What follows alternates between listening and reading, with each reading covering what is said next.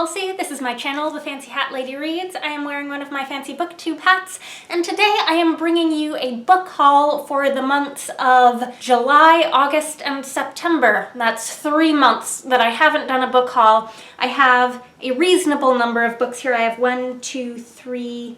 4 new books and 3 used books, so that's 7 total. And I'm just going to start with the new books. The first book I've got on the top of this stack is one that I've actually read. I read a NetGalley arc of this and reviewed it. This is 7 of Infinities by Aliette de Bodard, which is a Julia Universe science fiction novella that is published by Subterranean Press.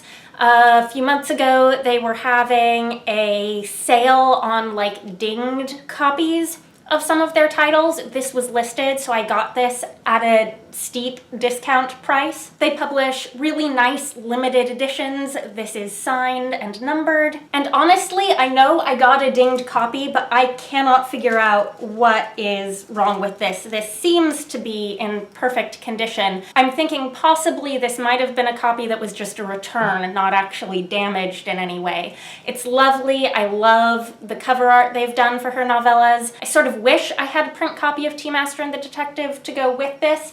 But this is one that I'm really happy to add to my collection. The other new books I've bought are also all novellas. The first is The Order of the Pure Moon Reflected in Water by Zen Cho. This is a wuxia-inspired story in a Malaysian setting that I was really looking forward to back when it was released last year, and I never got around to it. I really do want to read more of Zen Cho's writing sometime soon, and this is on the top of my list because it's a novella, not a full novel, but it is longer than a short story, and I do like her short fiction. But I do want to read something a little more substantial of hers. Next is The Four Profound Weaves by R.B. Lemberg, another novella, this one from Tachyon Publications, that I was really looking forward to when it released last year, never got around to it. I know I have some friends who've read it and have told me that this will be very much up my alley.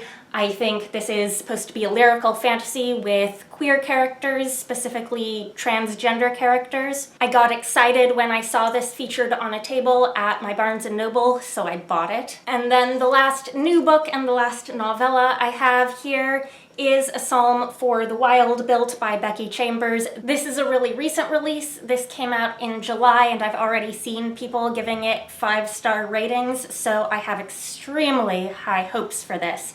This one is science fiction, the same author as the Wayfarers novels and the novella To Be Taught If Fortunate, but this is the start of a new series. And then on to my used books. These are all books that I found bargain $1 used copies of.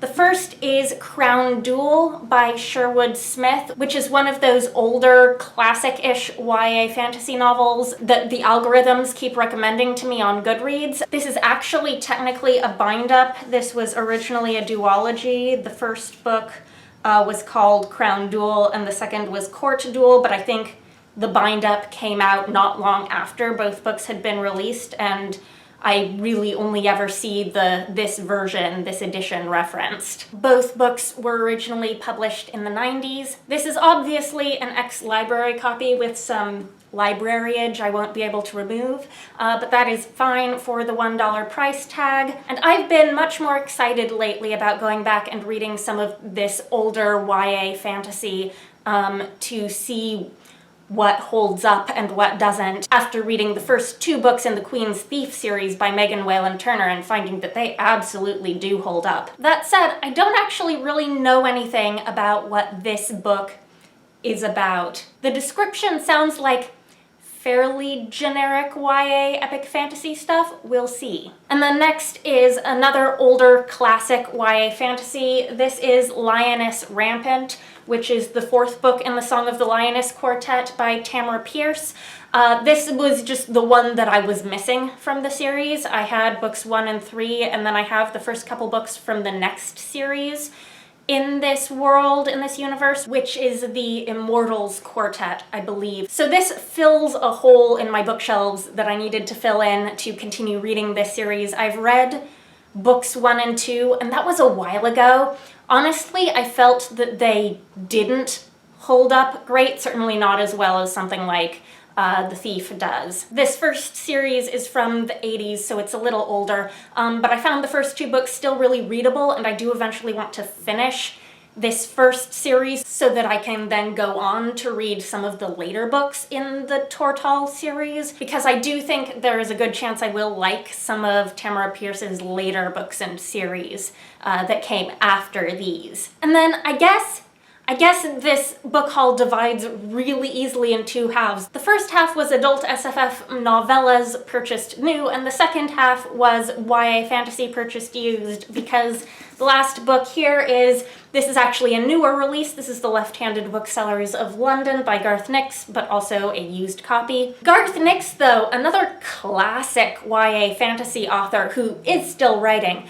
And this is his new release that came out last year. And honestly, I was expecting to hear way more about this when it came out than I did. I haven't really seen reviews for this, so I don't know whether it was well received or not. But regardless, something new from Garth Nix seems worth checking out. Who knows, maybe this did get a lot of hype and review coverage and I just wasn't following BookTube that closely at the time, but it was a book I was looking forward to prior to its release. So there you have it. That is my book haul for the last 3 months. Let me know if you've read any of these books or what you think. Let me know if any of them are interesting to you.